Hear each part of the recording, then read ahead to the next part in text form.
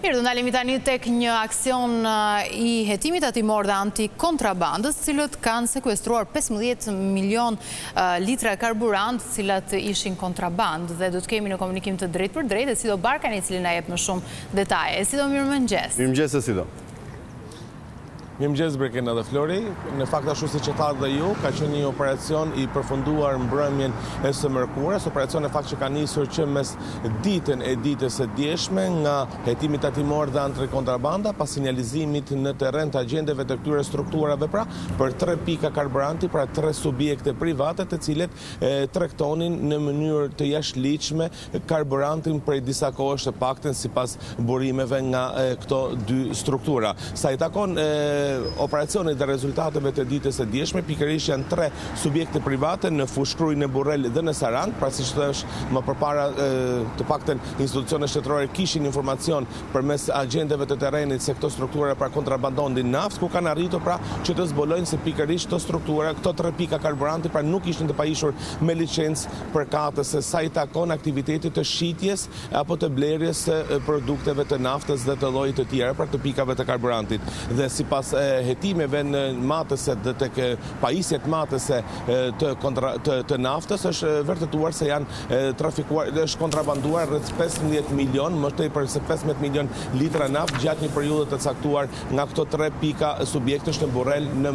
Burrel, në Fushkruj dhe në zonën e Sarandës. Megjithatë vijojnë hetimet sa i takon identifikimit të personave të tjerë në këtë zinxhir kontrabandimi, pra nëse ka të përfshirë apo jo zyrtar të këtyre institucioneve përkatëse, i kanë kaluar tashme me njëherë sapo është identifikuar si rast për të 3 pikat, hetimi kontrabandor me njëherë pra ka njoftuar policinë e shtetit, pritet të ketë një reagim nga policia e shtetit sa i takon numrit personave të arrestuar, të paktën jo vetëm pronarët e pikave të karburanteve të cilët pra të dyshohen për naftën kontraband, por edhe personat e tjerë të dyshuar si të përfshirë në këtë skep, ndërkohë materialet i kanë kaluar prokurisë për hetimet e mëtejshme. Megjithatë, hetimi tatimor dhe antikontrabanda po vijojnë hetimet e tjera nëse ka pika të tjera apo jo të lidhura me këto 3 subjekte të goditura për të parë nëse kemi të bëjmë një zinxhir tjetër sa i takon kontrabandimit të naftës. Ky nuk është hera parë në fakt sa i takon futjes kontraband të produkteve të naftës në Shqipëri. Kujtojmë që në janar të këtij viti është ndaluar një anije në fakt nga Tunizia në portin e Durrësit, e cila kishte afro 1.000 ton naftë për kontraband të dyshuar, megjithatë hetimet nisen më njëherë sapo autoritetet pra u vendosën në dieni të sasisë së madhe të naftës. E qartë, Sido, megjithatë 15 milion litra janë vërtet një sasi shumë e madhe. Nëse do t'i përkthenim në para, të paktën për ato taksat të cilat këto 3 karburante kanë shmangur, sigurisht që fitimet do të ishin kolosale. Në rastin konkret, kur bëhet fjalë për këto 3 pika karburanti, a dim gjë, a janë një rrjet karburantesh, pra është një brand i cili presupozohet ketë edhe pika të tjera të ngjashme ku mund tregtohet në mënyrë kontrabande, apo janë pika le të themi të vetme? Po Flori, në fakt 3 pika të vendosura në Fushkruj, Burrel dhe Sarand janë le të themi të palicencuara sa i takon